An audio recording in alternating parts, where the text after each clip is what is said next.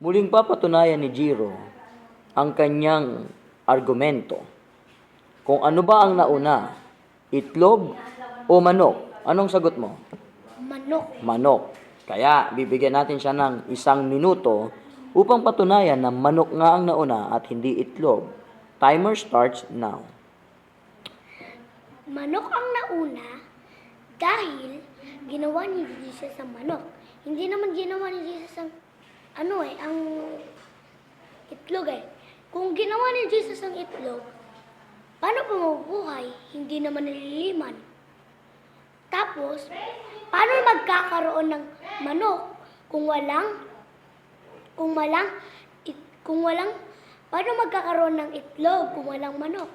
Sino ang mangingitlog? Yun lang. Ay, hindi pa. Dahil manok ang nauna,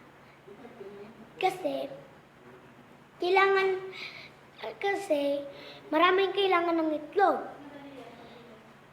Kaya naunang manok dahil paano makakain ang itlog? Ay paano malilimliman ang itlog kung walang manok? Yun. Tama na. Tapos na pa.